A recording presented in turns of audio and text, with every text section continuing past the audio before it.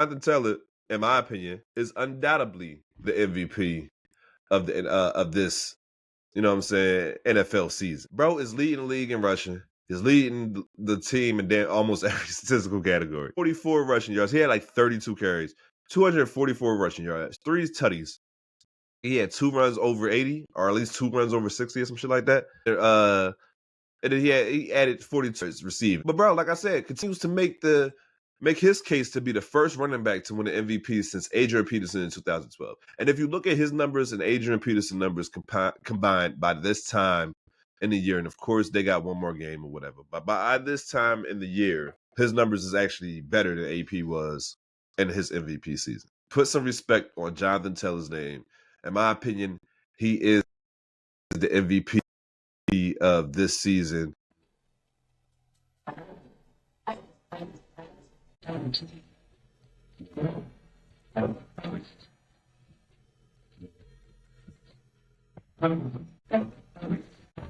So wake y'all asses up. First hit, first downs in full effect. Come and roll up with your boy. We about to talk some football. Week 10 reactions, guys. How you guys doing this morning, first and foremost, man? Hopefully everybody's doing well. Everybody feeling well. Let's open up today's agenda, man. Let's see what we got on tap for today. As you guys can see, I'm doing this correctly. Yeah, as you guys can see, we got some shit to talk about today. Of course, we got our thoughts and reactions to Sunday's games. We had some blowouts. We had some comebacks. We had really only one really tightly contested game all the way through and through. And we're going to talk about that game too. Of course, we're going to talk about the Monday Night Football game with the Eagles at the Green Bay Packers and our trade deadline reactions because there was some movement going on this past week, boy.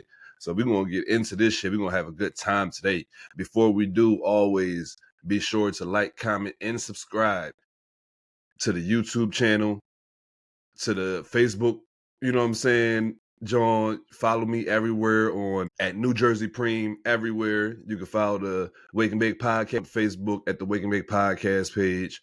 You guys, you know what I'm saying, just show some love and shit. You feel me? But let's get into today's agenda, man. Let's see what we're talking about first. You feel me? So I thought some reactions on Sunday's game, man. So Sunday we had some good games. We had some shocking games. We had some, like I said, we had some blowout games. You know what I'm saying? We had some stuff that was really surprising to me. And one of the biggest surprises that I had got out of this past week 10 games, was the Bills versus Miami, boy. And I think everybody that saw that game automatically assumed that the Bills was going to win that game just because the way that they've been playing recently, especially last week against the Chiefs, and the way that the Dolphins has been playing, more in particular, Tua Tagovailoa. Yesterday was really shocking when the Bills lost to the Dolphins 30-13. Now, I don't think losing to the Dolphins is as bad as people say. Dolphins is actually, on paper, a really good team. You know what I'm saying? They have a lot of pieces, some good talent and shit like that. Losing to the Dolphins 30-13, I don't know. I don't know, man. Like, it's a divisional game, so things are going to be different, of course. So I'm not going to put too much into that shit. But at the same time, only putting up 13 against that Dolphins defense, that's like playing against Dallas Cowboys defense and only putting up 13 points. Like, it might be something wrong with your offense. Might be something going on over there. Y'all might want to check out for real. James Cook, in my opinion, got to be the focal point of that offense. I understand that you guys have Josh Allen, but the running game is what makes that offense go. Especially because they don't have, especially because they don't have the threats that they need to have, especially deep ball wise with Josh Allen and stuff like that. So use that running game a lot more, man. Like, feed James Cook, use Josh Allen in the short yardage shit like you guys been doing, and just keep continuing to feed him and let them stuff the box, get you some one-on-one opportunities, and then you can be able to take advantage of that shit. But dropping back 40-something times with Josh Allen is not going to get you a dub, man. Not right now. The weapons that he has. I believe that Dalton Kincaid or Dawson Knox, one of the two tight ends went down in this game with a hamstring. Don't know if he will return or not. But yeah, man, it's just weird to see a team come off the way that they, and maybe because it's the fact of they put so much effort into beating Kansas City the week before that they kind of overlooked Miami, or they could have just been gassed by the time, you know what I'm saying, Miami them and Miami played each other. But I'm not gonna give no excuses. You can't lose to the worst team in your division. I think second worst team because the Jets. But Miami is one of the two worst teams in the AFC East, and the Bills just lost to them. The Bills gotta pay attention coming up, man. They got some tough games coming up. Of course, I believe they got one or two more games against New England. I don't even know if they played New England yet, but New England is the leader of that division. And New England defense, I know we're talking about Drake May, and we'll get to that game, but New England defense is back to being New England defense that everybody know, you know what I'm saying, and kind of hate it. You know, but they back to being one of the top scoring defense, meaning like you might get some yardage off of on them and shit like that. You might even drive down the field, but you're not going to score too often on those guys. So shout out to them. But man, I don't know. Like, I don't know. Tua still had, I think, 2 interceptions. He didn't have a huge game. It was the running game. Achane had over 140 yards rushing. He had 2 tutties, if I'm not mistaken. I think they had got a kick return or a punt return. So it was like a full team effort. Josh Allen threw 2 turnovers or threw 1. I know one of them was in the goddamn end zone, in the red zone, that he threw that interception, and that shit was nasty looking. I don't like how that shit was looking. Hey, appreciate you. Sorry, no idea what the dragon thing is, but I'd like to hear you chat. Hey, I appreciate you, bro. There's no problem, man. There's no problem. I appreciate that for real. Straight up. Straight up. But and that's over on Twitch, y'all. I forgot, y'all. We on Twitch, we on Facebook, we on YouTube. We would have been on TikTok, but they acted funny, man. We're gonna be on TikTok next week though. I promise y'all, for real. But yeah, man, it really pissed me off to see the Bills struggle the way that they struggled against the Dolphins, man. If I'm not tripping, people was trying to convince me that Josh Allen was the MVP, and not only the MVP, but leading the MVP race in front of people like Matt Stafford, Jonathan Taylor, Drake May. You know what I'm saying? Just to name a few. V. Prescott. You know, I had to throw my guy in there for real. But just to name a few, people was trying to explain to me that Josh Allen was one of those ones, and I just can't see it. I just can't see it, man. And speaking of Josh Allen, let's go to his the version, a different version of him, right? You know what I'm saying? We're gonna go over here to the New York Giants and talk about their quarterback and the lesser version of Josh Allen, the poor man's Josh Allen, if you will. How long will Jackson Dart last, not only in New York, but in the NFL? He's been starting for a better part of the season. I say he's been starting for at least 4 games, right? And in those 4 games, at least 2 of them, he's got a concussion in.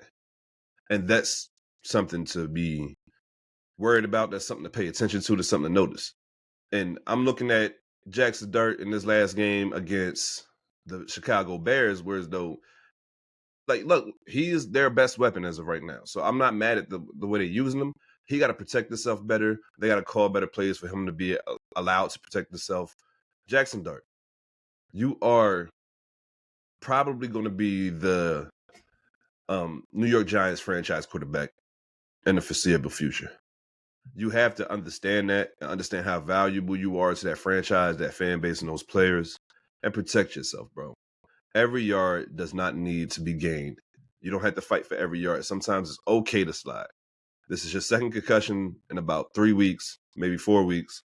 I'm trying to remember what game it was. I want to say it was that Eagle game on Thursday night that you had that the first concussion in, and they fined Brian Daboll on some shit because like he finessed to get you back in that motherfucker. No. They fined him and Scatterbo for walking into the tent. I think that's what it was. But bro, you got to protect yourself. Daboll, you got to find a better way to protect your quarterback. He's going to be the reason why you guys go anywhere if you guys go anywhere. So hold on. So I'm looking at it like this, right? When you got a quarterback that's physical, you got a quarterback that's big and strong, you got to protect him from himself. I mean, just look, like, we just got done talking about Josh Allen. Josh Allen fumbled the ball against Miami because he was fighting for extra yards when he didn't have to. They did a quarterback sneak. He got the quarterback sneak, and then he was fighting for extra yards after that. And then they stripped the ball. He fumbled. So I don't like the fact that you're doing, you know what I'm saying, it's extra shit that you have to do. It's bad enough that the Giants' offensive line is that bad. You got to find a better way to protect your quarterback, and your quarterback got to make sure that he stays protected. Jackson Dart is in concussion protocol. So you guys, you know what I'm saying, go ahead and get him right, because I am a fan of watching Jackson Dart play. I think I love what he's doing for the city of New York, and I'm a Cowboy fan. I can give a fuck about the Giants, but I do like it when these teams are competitive, man. I want my division to be the best division in football. I just want Dallas to be at the top of it. You know what I'm saying? That's all that is for real. That's all that is for real. But I'm not really mad at Dayball for playing him the way he playing him. You just gotta do it a little bit smarter, bro. This the same offensive coordinator / head coach that was the guy that got Josh Allen on track. People gave Brian Dayball all the credit in the world for doing what he was able to do with Josh Allen. So just be mindful of what type of talent you have and what they do and what they're, great at, and try to protect them from themselves. Because these guys are used to being the best players on the field. So they think they could do anything against anyone. So sometimes you got to reel them back in, bro. That's all I'm saying, for real, man. Shout out to Jackson Dart. Hopefully you get healthy, you get back on that field, you're able to ball out, bro.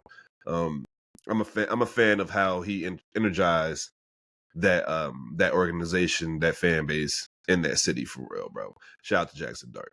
But we're gonna keep this shit moving because we got some more shit to talk about, bro. And speaking of, because I told you guys we had some close games, we had some blowouts, and we had some comebacks, right? And one of the biggest comebacks of yesterday was the Jacksonville Jaguars losing to the Texans, the Houston Texans, without C.J. Stroud, another quarterback that was in concussion protocol. His situation is completely different to Jackson Dart, because he was running, he was sliding, and the defense player was like, "I'm going down there with you," and he hit his ass and shit. But the Giants give up 26 points in the fourth quarter, bro. And they was up, I believe, for a better part the entire game, if I'm not mistaken. And then they gave up 26 points in the fourth quarter to Davis Mills. Shout out to Nico Collins for being healthy and getting, I think he had like a $136 or some shit like that. But they gave up 26 points. Now, I could understand. I really couldn't understand if you gave it up to C.J. Stroud. You know what I'm saying? Or any quarterback of that matter. You know what I'm saying? For that matter, for real. Like, you don't give up 26 points in the fourth quarter. You had the lead. But they did that. And we need to start looking at Jacksonville a little different. Not the head coach. This is his, what's his name? Leon Cohen. This is first year. I'm not worried about the head coach. Maybe he'll be better, maybe he won't. But this is his first year. We're going to give him a little bit of grace.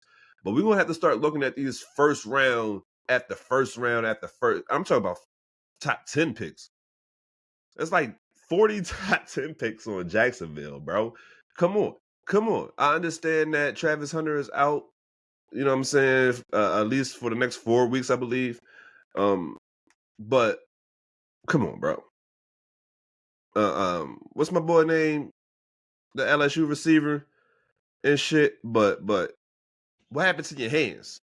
You know what I'm saying? What happened to your hands? He was balling last year. I remember last year he came in. It was out of him, Neighbors, and Marvin Harrison Jr. And people were surprised that he had the better season out of those three receivers. You know what I'm saying? So to watch him come in this season and you got a little bit more help on the offensive end and still not be able to produce the way you was able to produce in your rookie season is giving Kyle Pitts. It's giving Kyle Pitts. And if anyone that remembers, Kyle Pitts came through his rookie season, had 1,000 yards, was doing his thing, and he haven't looked the same since. Haven't looked the same since, man. But the Jacksonville Jaguars allow for the Texans that have a horrible offensive line, decimated by injuries, missing their starting quarterback, come in there and put 26 points up on them in the fourth quarter. And this is the type of shit right here that that makes you, if you're a Jacksonville Jaguar fan, that makes you just want to, you know what I'm saying, pull your goddamn hair out, because you can't have a better game that they was having in the first, let's say, 3.5 quarters. And then switch just flipped for the Texans, and all pun intended, put the Jags lights out in the fourth quarter. I mean, they exploded and put the Jags lights out in the fourth quarter. No diddy. You know what I'm saying? I just this watching because I was watching, you know what I'm saying, a couple games and I was watching Red Zone all at the same time. So I was really focusing on maybe like 2 or 3 games, and then I was catching Red Zone with the plays and the highlights and shit like that. Watching how they was playing in the beginning of the game and throughout the game, I was like, all right, bet. You know what I'm saying? The Jags about to win this game real quick. Send the Texans packing, as they should. They're the better team. They're a healthier team out of the two teams. Both of them have major injuries. But no, that wasn't the case. Trevor Lawrence and those guys couldn't hold that lead, and they couldn't score more points in the second half and into the fourth quarter. And the Texans with Davis Mills was able to come back, is like I said, score 26 unanswered points. Excuse me, because I don't even know if you guys understand that. Like they scored 26-0 in the fourth quarter. The Texans had 26 points and the Jags had 0, bro. Horrible game if you're a Jags fan. Real bad game if you were on the offensive side of the ball if you were Jags. Hell, real bad game if you're on the defensive side of the ball if you're the Jags, because you allowed 26 points in one quarter, bro. Especially in the fourth quarter. You can't do that. When you have that major lead, you can't do that. And then the final score, right, was like 36-20 something. You know, like they took the lead and just kept scoring after that. They was being disrespectful, in my opinion, if you was talking about the Texans. But the Jags can't allow nobody put up 26 points in one quarter and then expect yourself to win, especially the fourth quarter. Excuse me. But that's exactly what they did. That's exactly what they did. That was just some of the games that I was watching from this Sunday that I had interest in. Like I said, some of them was blowouts, some of them was comebacks. The closest game of the week, in my opinion, is our game of the week, and we about to get right into that. So let's do that right now, sir. So our game of the week this week, man. What you guys think it is, huh? What you guys think it is? I think that if you was watching these games this week, there's only one that you could really show. There's only one that you could really talk about, and that's this game right here. The New England Patriots went to the Tampa Bay Buccaneers and handled business. Shout out to Drake May, man. Shout out to Drake May, bro. Drake May is out here having one of the best seasons of anybody, especially year 2 guy. We normally watch year 2 guys struggle because defense have tape and all that good shit that you hear most of the time, right? So the fact that we're watching Drake May and command and so confident of this offense. I mean, he's smooth with it. He's operating the shit out this offense. You feel me? And then they had Trayvon, I'm sorry if I'm butchering your name, Henderson. 14 rushes for 147 yards and 2 tutties. The last tutty, he over there looking at the sideline like, hey, should I really score? And it reminded me of Dash from The Incredibles when they like, hey, man, slow down a little bit, make it look a little bit, make it look good and shit like that. Like, that's what I was getting from that. But, man, the Patriots is really good, looking really good. I'm really surprised that they didn't make a major move at the trade deadline to get another weapon for him. Stephon Diggs came through in the clutch, got the go-ahead touchdown. Drake May came through in the clutch. You see, Drake May had that one blemish on his record right now, that one interception. I'm not even blaming him for that, right? I'm not even blaming him for that. I mean, you can blame, of course, you can blame him for it, but I'm saying he playing so good throughout the season. Like, it's all right. It's all right, bro. You can get one. You can have one, especially because you came back and won that game. A lot of you guys, MVP. Well, a lot of you guys that have him in the conversation for MVP, both of these quarterbacks was in the conversation for MVP. But we're talking about Baker Mayfield as of right now, right? Baker Mayfield was 28 for 43, 273 yards and 3 tutties. Bro threw the ball 43 times and only had 3 more yards than Drake May. I'm not feeling that. They didn't have no semblance of a running game at all. You see, their leading rusher had 9 rushes for 53 yards. Emeka Ejigba, hopefully I pronounced his name right. 6 receptions, 115 yards. He's continuing his stake to become Offensive Rookie of the Year. He's been balling this year, with or without Mike Evans on the other side of him. And then we had Tej Johnson that had 4 receptions for 42 yards, and 2 of those 4 receptions went for tutties. So Baker Mayfield had to drop back a lot yesterday. But I really want to talk about how really, like, Drake May, bro. So anybody that watches football, we understand that Todd Bowles loves to blitz, right? We understand that Todd Bowles really likes to blitz, and especially he likes to blitz younger quarterbacks, right? So my bad. We still in the game of the week. So as as I'm sitting back and watching, I believe, and I could be completely wrong, right? But I believe that Drake May went like 70% completion or higher against blitzes for over 100 yards and I think 2 touchdowns. That's impressive as hell. Not only because this is his second year and he probably haven't seen some of these blitzes that was thrown at him yesterday, but you have to be able to know where the blitz is coming, slide the protection that way, maybe keep your running back in for check protection and shit like that, bro. He was really out there quarterbacking yesterday. And he looked really comfortable. He looked really good doing that shit, man. I think we might have to give a little bit more respect to Drake May and pay a little bit more attention to New England. I believe they're 8-2 right now. Now, I was talking to my co-host from the Wake and Bake podcast, shout out to Jay Will yesterday, right? And we both was talking about teams that, you know, looking really good, but we don't know for sure, right? And the particular conversation was about the Denver Broncos.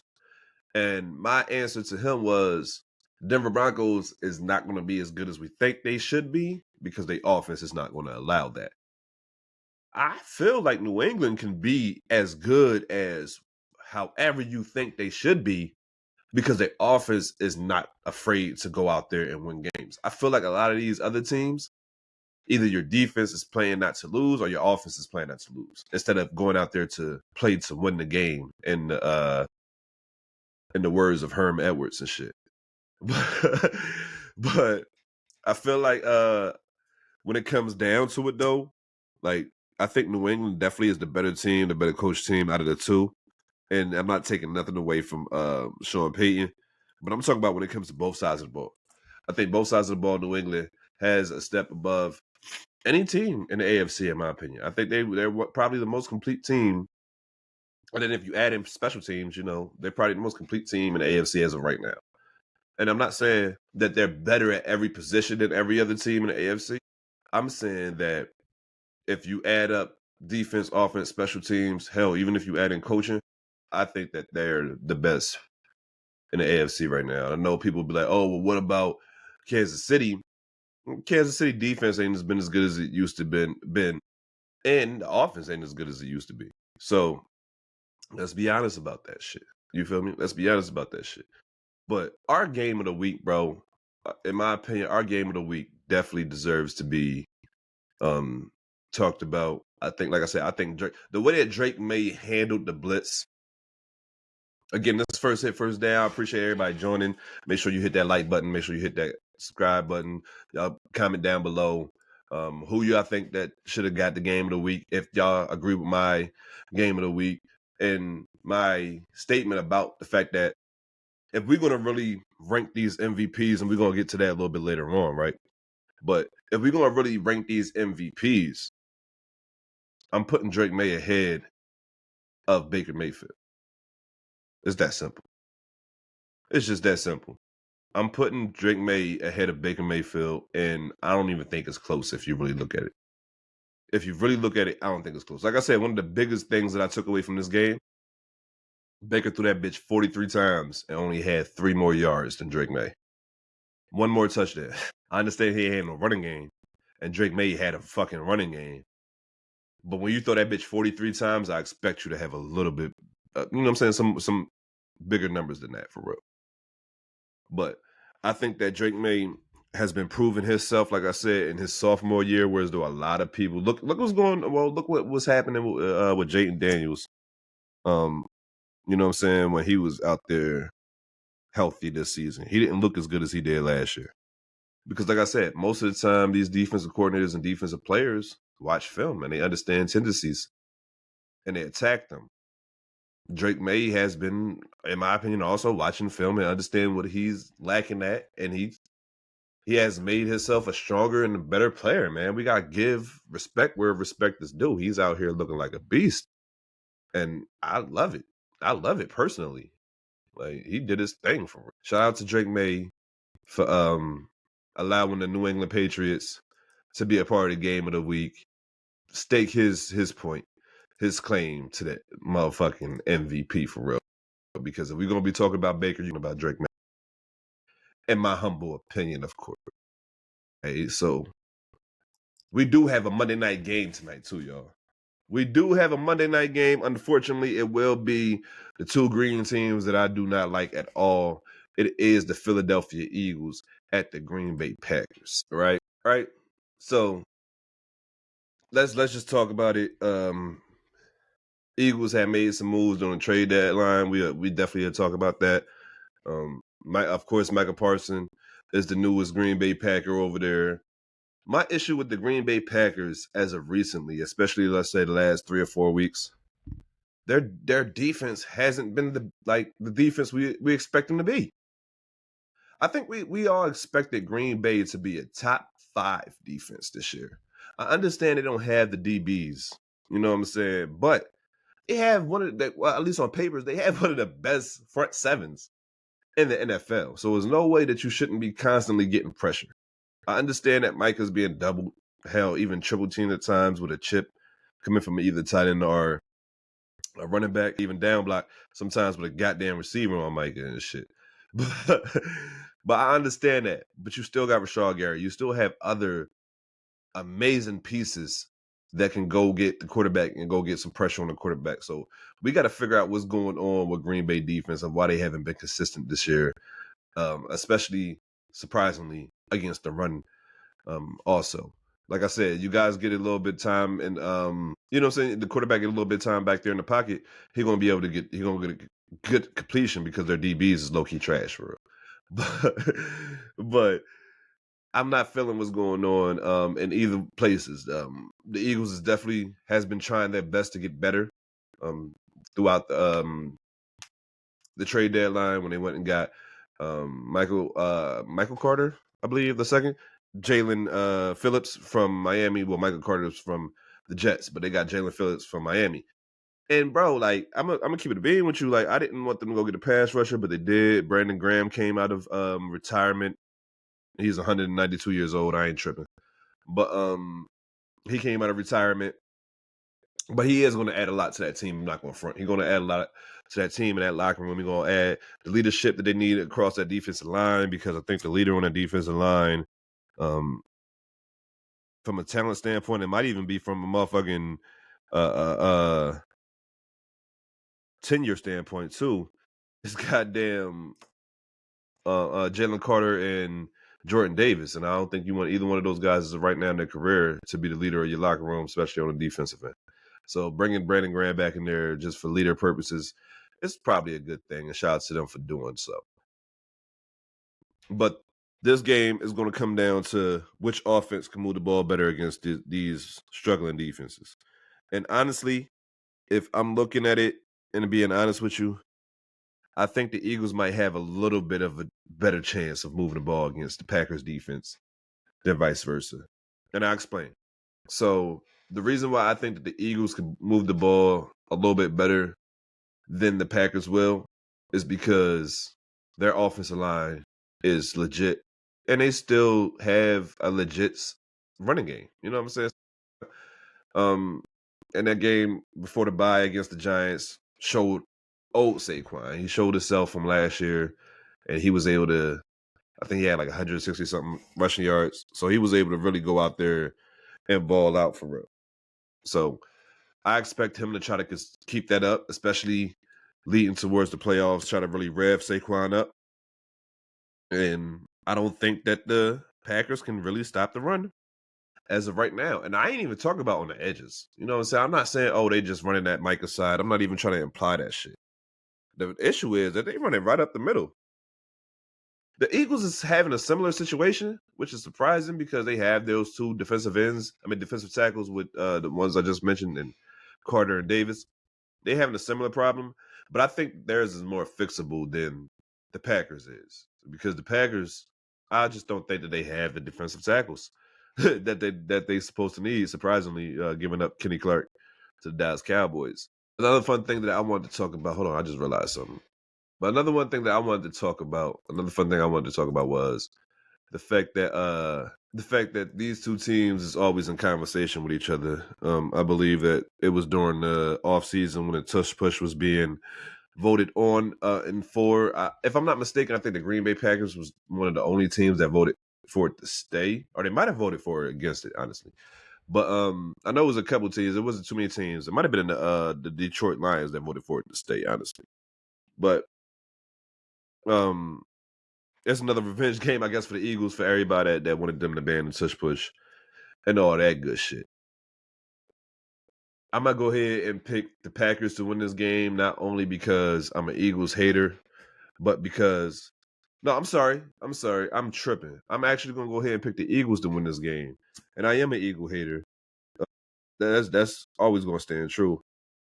But like I said, I think that they have a better chance of beating the Packers and moving the ball consistently against that defense because they have a stronger and a more stout offensive line. Saquon is looking to rev up towards the end of the season, and the Packers DBs is not that good. The Eagles do have at least two good DBs with Cooper Dijon, whatever the fuck how you say his name, and Quentin Mitchell or Quinyon Mitchell and shit. Excuse me, but so they do have at least two good DBs, whereas though the Packers don't have one, in my opinion. Don't have one. So you give Hurts a little bit more time. And like I said, you guys end up start playing them run because Saquon is getting big chunks off on you guys, no diddy and shit. Y'all gonna have to creep them safety down in the box. You know what I'm saying? Load that box up a little bit, and then that's gonna give out one opportunities for AJ Brown and skinny Batman Devontae Smith. And of course Dallas Goedert to eat up the middle of the field. So yeah, I expect the Eagles to go out there and handle business against the Green Bay Packers, and then they have another tough game the very next week against the Detroit Lions, and that's going to be my game of the week next week. So y'all guys make sure I'm not going to say my game of the week, not first hit, first down game of the week, but that's definitely going to be my game of the week that I'm going to be watching. You know what I'm saying? So you guys make sure y'all check that shit out with the Eagles and the Lions. That should be a hell of a game. Game on Monday night tonight should be a hell of a game between the Packers and the Eagles for real, yo. But we're gonna keep this shit moving, and I can't believe I just picked the Eagles to win. And last time I picked the Eagles to win, they lost. So hopefully that mojo still works for real. But we're gonna keep this shit moving and go into our next topic because our next topic is our trade deadline reaction, right? Which is crazy because boy, oh boy, was teams making moves, and this trade deadline shit. You know what I'm saying? This is not even you can't even see the entire fucking. I just realized that shit. You can't even see the Quentin Williams up there. Dallas sent a first from 2027 and a second from this year coming up. Plus, Mozzie Smith the fuck up out of here. That's what I'm talking about. For Quentin Williams, the best defensive tackle in the NFL. I've been watching a lot of national sports cover this shit, and I only been watching clips because I really don't watch their shows no more. But I do watch one, and first things first. Shout out to those boys over there. I think they do a great job, but I still think they was wrong on this one when they said that Dallas lost this trade or it was a stupid trade, it didn't make no sense, and blah, blah, blah, blah. Bro, give a fuck about none of that shit. You got the best defensive tackle in the league. In the league. He's not top 3. He's not top 2. He's the best defensive tackle in the league. And you got him. That's a good pickup right there. I don't give a fuck how you got him. That's a good pickup right there. Use that man correctly, and you'd be fine. You'd be just fine. You'd be just fine. But we had Sauce Gardner going over to Indy for 2 first rounds and a player. Sauce looked bad in this first game in Indy. Indy did come away with the dub out there in Berlin against Atlanta. But Sauce didn't look good. He got routed up on the goal line against Drake London, I believe. He was out there falling like DeRon Bland did last week against Marvin Harrison Jr. and shit. But Sauce is over there at Indy. right now for I think they sent a receiver and 2 first rounds over there for real. We had Rashid Shaheed get moved from New Orleans out to Seattle for a 4th round and the 5th round, which was shocking to me because I thought the receiver that was going to be moving out of New Orleans was Chris Olave, who was going to be moving out of New Orleans and shit. I believe the other ones underneath those two that there's 2 more left that like I said is not showing, and I didn't even notice that shit. But the 2 that's not showing as of right now is the Cowboys did trade a 7th round. I was telling them to jump for this motherfucker. It's 7th round to get Logan Wilson up off the Cincinnati Bengals. And the Eagles, like I said, traded I think they traded 3rd round, if I'm not mistaken, for Phillips from Miami. And they traded a 6th round and I believe a player. It might just been 6th round for Michael Carter Williams. Michael Carter the third, whatever. The DB from the Jets and shit. So they're trying to get that second DB stable because that's been the issue for them this year with Adoree Jackson playing like shit and the boy Ringo playing like shit, and not just having a stable number 2 because they want to keep Cooper DeJean on the inside. So, like I told you guys last week, I thought that they was going to go after Reek Willen. That would have been that you know what I'm saying. That would have made the most sense to me, in my opinion, if they would have went after him from Seattle for real, because I feel like he's the type of player that they would need on the other side of Quinyon Mitchell for real. These are some of the best trades that we got this year. And I ain't even talking about all the other trades that happened. I'm just talking about these impactful trades that happened this year, man. I was shocked at how shit was going down. I was shocked that Jerry Jones decided that he wanted to go out there and actually make moves during the trade deadline, bro. Because he talks a lot of shit, but he really don't be doing that shit. He don't be going out there and really trying to make moves the way he say he is. But he really did that this year, so you got to give him a little bit more respect. And that Micah trade not looking as bad as it originally did at first. You know how I felt about it for real. You know, y'all know how I felt about it for real. But we're going to go ahead and get into this goddamn first hit, first down player of the motherfucking week, boy. And my player of the week this week, we had some great plays. We had some great players that balled the fuck out. Shout out to Matthew Stafford that did his thing. Shout out to all the running backs out there that did their thing, you know what I'm saying, this week. All the receivers that did their thing this week. But I think my player of the week this week is definitively the player of the week, and I don't think there's too many people that's going to be able to argue with that. And as we get into it, it's Jonathan Taylor, Minneapolis Coast, a.k.a. MVP. So this is what I was telling you guys about. So we got the player of the week up here. We got the P up here. You know what I'm saying? All that good shit. Bro. Listen. Jonathan Taylor, in my opinion, is undoubtedly the MVP of this, you know what I'm saying, NFL season. Bro is leading the league in rushing. He's leading the team in almost every statistical category. Look at this shit. 44 rushing yards. He had like 32 carries. 44 rushing yards. 3 tutties. I think he had 2 runs over 80, or at least 2 runs over 60 or some shit like that. And then he added 42 receiving just because he said I could do a little bit of that too out the backfield. But bro, like I said, continues to make his case to be the first running back to win an MVP since Adrian Peterson in 2012. And if you look at his numbers and Adrian Peterson numbers combined by this time in the year, and of course they got one more game or whatever, but by this time in the year, his numbers is actually better than AP was in his MVP season. Put some respect on Jonathan Taylor's name. In my opinion, he is the MVP of this season.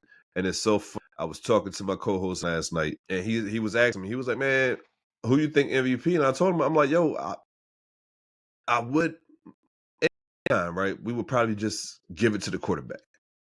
Matt Stafford, without a doubt. I mean, the last 3 games, 13 touchdowns, 0 interceptions, 3 dubs. Like, hold on. I don't think you guys understood me. Let me tell you.